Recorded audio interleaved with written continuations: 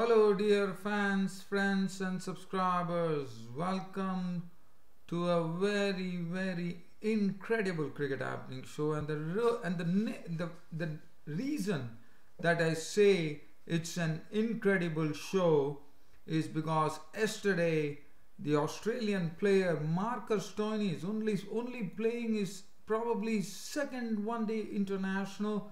What a performance from him! And one thought that the Australians were put under the pump with New Zealand first making 286 for 9, and then Australia were given a target of 287 to win. They were their innings were in shambles at one stage, as they were 67 for 6 at that stage, and it was only Stoinis and Faulkner at the crease, and who would have really expected the match would have got as close to what it was. And finally, from 67 for 6, Marcus Stoinis single-handedly took on the New Zealand attack, and a marvelous innings from him. In fact, got his maiden maiden century, and he finished with an unbeaten 146 of 117 deliveries with 9 fours and 11 sixes, and this was the highest number, most number of sixes hit at Eden Park in Auckland. Such was the performance from Marcus Stoinis. Now, Marcus Stoinis, not many would have heard about him, but definitely I can say he has made everyone, each and every cricket nation, take notice of his talent. What a player Marcus Stoinis turned out to be. I mean, it was such an innings that one does not know whether, one does not know like what came out of the blue. Certainly it was an incredible knock, and I would say an astonishing knock. One would have never expected at 67 for 6 Australia in the 19th over. One would have thought everything was lost for Australia, and he brought the Australia so close to victory, but could not clinch it because Kane Williamson, who had stationed himself at Silly Midon, ran out Josh Hazlewood for naught, and thus came an end, and Marcus Stoinis was standing there on an unbeaten 146 of 117 deliveries with 9 fours and 11 sixes. I mean, look at that sixes, 11 sixes. He was really torching sixes, I would say. And Australia, I'm sure New Zealand have been stunned by this. Well, the players have already come up with their comments saying that they were absolutely stunned by this marvelous knock. And Marcus Stoinis now, what a knock! I mean, I don't know what to say. I can only liken this to one game that happened at Tunbridge Wells. Well, that was a significant event. It was the World Cup 1983. As you would know, India actually won the 1983 World Cup when they were 17 for 5 at Tunbridge Wells against Zimbabwe, and it was Kapil Dev, the former great all-rounder from India, who actually did the impossible. From 17 for 5, he took India to probably a score of 280 odd, I reckon, if I'm right, and saw to it that India won the match. And finally, as we know, India made history by lifting the 1983 World Cup in the final when they beat the West Indies. So after looking at this knock or hearing about this knock from Marcus Stoinis, all that I can say is I can only think about that particular match. I mean, I have not known any other cricket match which has really gone from such depths to almost glory. And I would say it was very tragic that Australia could not win the match. I mean, Marcus Stoinis took them to 5 runs within victory. I mean, what a knock! I mean, whatever I say is really less. And Marcus Stoinis now definitely is one that Australia would like to have. I mean, a person who can actually hit 146 runs to take Australia close to victory from a score of 67 for 6 when all is lost, and he comes here and hits 146. And what a type of play! I mean, he really took his time, did not hurry at all. He waited for the final fling, and when the final fling came, he was absolutely in murderous form, I would say, as he was only dealing in sixes, and George Hazelwood, he put together a partnership which yielded 50 runs in just 23 balls.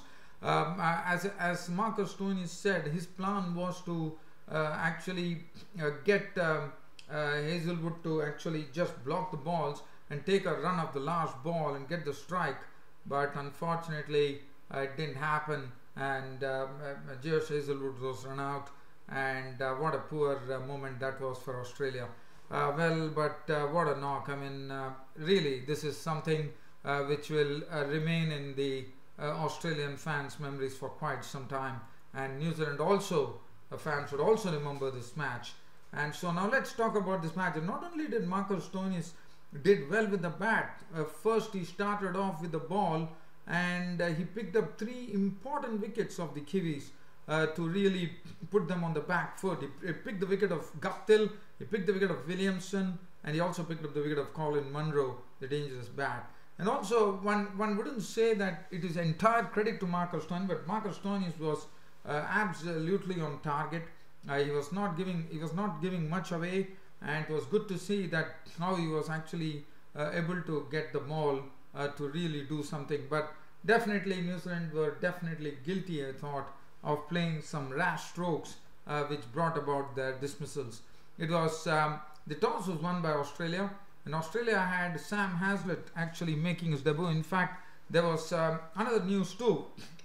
One was probably expecting Matthew Wade to actually captain Australia, but there was a problem with Matthew Wade at the last moment, ruled out due to injury, and Aaron Finch was the one who was holding the reins. In fact, Aaron Finch was the one who was leading the team, and it was New Zealand who actually batted first. So Australia actually putting New Zealand in at Eden Park in Auckland, and it all started off with Latham and Guptill at the crease. But Mitchell Starc actually got the first wicket when he picked up the wicket of Tom Latham for 7 of 9 balls with 1-4. So that made it 13 for 1. Williamson came in and joined Guptill, and Guptill was looking his aggressive self as he was really playing in the way that he does, and that was aggressively score a lot of boundaries, which he was doing well, and definitely Guptill was looking very good at the crease. Kane Williamson came in and knocked it around a bit, but then it was Stoinis who came in to replace the other bowler, and Marcus Stoinis, as I said, he was just playing his second one-day international, and he actually had Kane Williamson caught by Maxwell for 24 of 34 deliveries with 2 fours.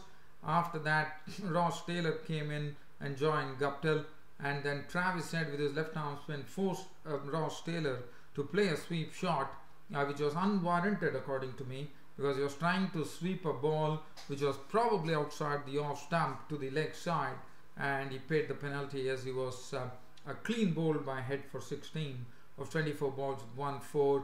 And then Neil Broom walked in, but by the time Guptill had departed, Stoinis actually disturbed his furniture by clean bowling him for 61 of 73 balls with 8 fours. And then finally the hard work was done by Neil Broom, as Munro was also gone, and New Zealand were definitely in a spot of big bother, one could say, with Colin Munro also being a victim of the bowling of Stoinis. Stoinis was keeping the ball very tight. He was bowling the right areas and really making batting feel a bit more difficult than what it would have been. After that, Neesham came in, and then finally New Zealand recovered from 134 for 5 to 210, and it was thanks to Neil Broom, who was really taking his time at the crease when James Neesham was there, and allowing James Neesham to actually score a lot, while Neil Broom was just giving the strike to Neesham. As that was happening, and once Neesham departed, I mean, the score, it was a good partnership. As I said, it yielded 76 runs for the 6th wicket, and then Hazelwood was the one who dismissed Neesham for 48 of 45 deliveries with 6 fours, and that was the time. And then once Neesham was gone and Santner came in, and once Santner went, we saw that it was Broom really not, even before Santner left, Broom had already started his hitting, as he was hitting some very nice sixes onto the short side of the ground, as Neil Broom really took off. And Santner was out to the bowling of Cummins for 7. Saudi also out to the bowling of Cummins for 0. And the final wicket to go in the 49th over was Neil Broom. After playing very sensibly, he knew that the New Zealand were in a real problems at that stage of time at 134 for 5. So he really common sense prevailed, and he really played in the right manner, and then finally opened out towards the end to smack 73 of 75 deliveries with 4 fours and 3 sixes. And what an important knock that was under the circumstances, because when you see that Australia won the match, sorry, New Zealand won the match by 5 runs, the credit has to go to this guy, Neil Broom. 286 for 9 was what New Zealand finished off with. The bowling, Mitchell Starc, 10 overs no maiden, 1 for 59, bowled well. Hazelwood, 10 overs, 1 for 48, also did a good job. Cummins was a bit costly, 9 overs, 267. Faulkner, Faulkner bowled 6 overs, but I thought he was still much better than the other bowlers, 6 overs for 29 and 1 wicket. Stoinis already started his job with the ball, which he did superbly, 10 overs no maiden, 3 for 49. And Travis had 5 overs, 1 for 21. Now Australia were given a target of 287 runs to chase from their 50 overs, and they had Aaron Finch and Travis Head in the middle. Now, in fact, New Zealand got a double breakthrough. It was done by Trent Boult, as Aaron Finch was forced to actually hook at a delivery from Boult into the hands of Neesham. He was gone for 4 of 7 balls, and then Travis Head, trying to actually hard cut a ball down to the third man region, ended up in the hands of Munro of the bowling of Boult for 5, and Boult had actually bolted not bolted the door, but definitely Boult had actually bolted it a bit for the Australians with the score on 10 for 2 in the 4th over. And then there was more problems for Australia, as Hanscom was the next to go. Hanscom was caught by Latham of the bowling. Latham was the one who was actually keeping the wickets, as you know. Tim Southee was getting the ball to swing. Trent Boult also was doing that at some good pace. And then Hanscom was the next to go. Caught Latham bowled Southee for 7, which made it 18 for 3. And Australia were really slipping there, as Sean Marsh and Maxwell then joined each other. And Sean Marsh, what a silly shot did Marsh play. I mean, Mitchell Santner was brought into the attack. It was a real flighted delivery from Santner. Marsh actually coming down the wicket and seeing that the ball was going the other side, he tried to adjust his stroke, but it was simply a case of just pushing it and waiting at the crease. Instead, Sean Marsh attempted a stroke, and he missed the ball completely. And I thought that was a real silly shot, and Latham behind the stumps had an easy stumping, and Santner was joyful. Why not? And Marsh had really put Australia into a real tizzy at the score on 48 for 4, and Marsh contributing 16 of 21 deliveries with 3 fours. Maxwell was joined in by the debutant Hazlitt. Just talking about Sam Hazlitt, he has not even played a single domestic tournament, and he has, he was taken in, and probably the Australian selectors feel that he has a lot to offer, and one saw that Sam Hazlitt definitely did not impress at all in his very short stay at the crease. In fact, Glenn Maxwell was really kept quiet. Lockie Ferguson, the pace bowler, was really getting the pace up a notch, and he was really troubling Maxwell. And Maxwell, once or twice, the ball came at furious pace to come and hit the bat at 145 clicks. And Maxwell, the previous delivery, there was a delivery with Ferguson bowled, which actually took Maxwell by surprise. The ball really rose, and after that he created a sort of pressure on Maxwell and forced Maxwell with another delivery which was pretty quick, and in the process Maxwell before he could realize, he actually he actually touched the ball, it touched the bat, and he was snapped behind by Latham. and that really left the Aussies in a very hopeless position at 54 for 5. And then Hazlett was the next victim to go, also claimed by Lockie Ferguson. So Lockie Ferguson getting 2 wickets of Maxwell and Hazlett to plunge the Australian innings into a major crisis at 67 for 6. And still there was a lot to get, as you know. It was almost like 220 runs. Marcus Stoinis, the lesser known batsman, was in the middle, and he was along with James Faulkner.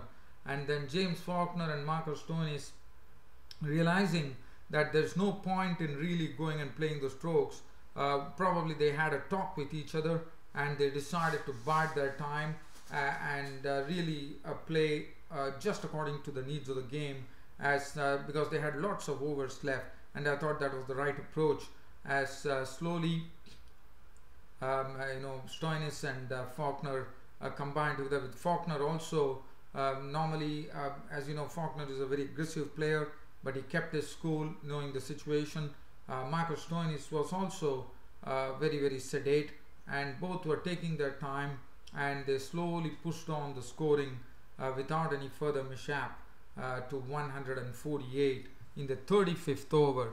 So basically, if you look at it, it was basically almost like 81 runs were added, which was very important.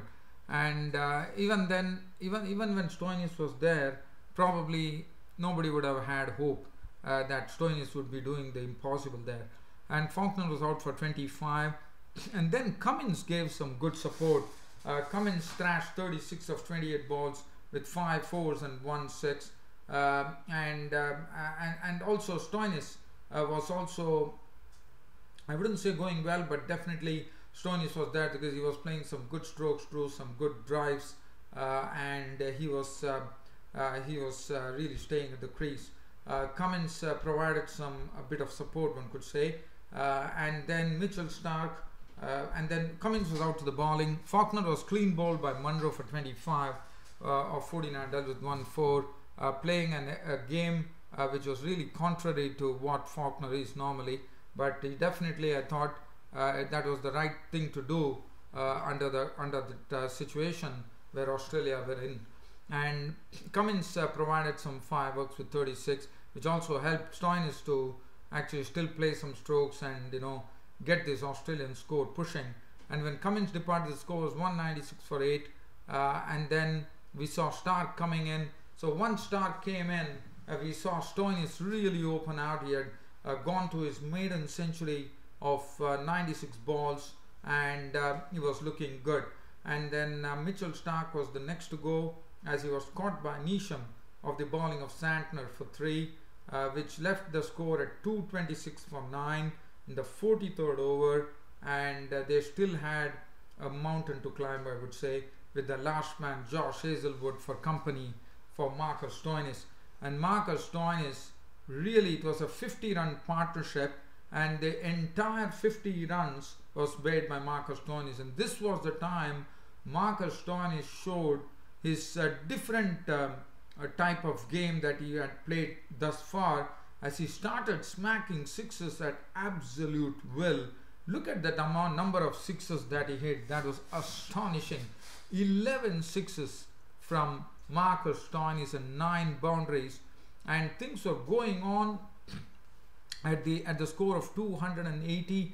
And then Kane Williamson actually positioned himself at silly mid-on just to put on the pressure, and that really played into the hands, I would say, as Hazlewood was, and probably Marcus Stoinis definitely would have thought that he wanted as he said, he wanted to actually keep the strike and also make sure that he gets not allow Hazlewood to face a lot of balls, and he would deal only in sixes.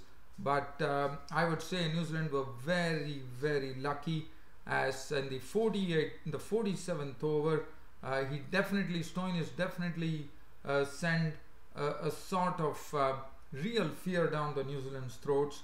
And then finally Hazlewood was run out, and you could see Kane Williamson, normally not a very animated character, but he definitely showed how happy he was, because nobody would have expected that Marcus Stoinis would have walked in and would have taken Australia from a major crisis at 67 for 6 to haul them to such a situation where they were just 5 runs away from victory. And what a knock from Stoinis, a capital knock from him. One feels very sad for Stoinis that he could not get Australia over the finishing line. Not out on 146 of 117 deliveries, 9 fours and 11 sixes, and very rightly Marcus Stoinis, even though he finished on the losing side, he was the player of the match and rightly, truly deserved. What an innings. It will go down in history as one of the great chases, I would say. And Marcus Stoinis would be remembered in Eden Park in Auckland for quite some time. It was a dream knock, really. And as far as the bowling was concerned, Tim Southee 1 for 63, Bolt 9 was 2 for 58, 2 for 44 for Lockie Ferguson. Looked impressive with his good pace. Santer 10 overs 144 runs and 3 wickets, did a fine job. 5 overs for 49 for Neesham and 3 overs 1 for 20. And Marcus Stoinis has really made himself noticed now in international cricket. What a knock. I mean, I'm sure everybody would have taken notice, and now everyone knows that there is someone by the name Marcus Stoinis in Australia. Well, Marcus Stoinis, well done. Australia truly deserved to win after such a heroic knock from Marcus Stoinis. And well, I can only say my commiserations to Australia for losing this match, with New Zealand winning the match by 5 runs and taking a 1-0 lead in the Chappell Hadley Trophy ODI series. Thanks for your company and thanks for listening to this cricket broadcast of mine. I'll be seeing you all, dear friends and subscribers, tomorrow. Till such time that happens, it's good night.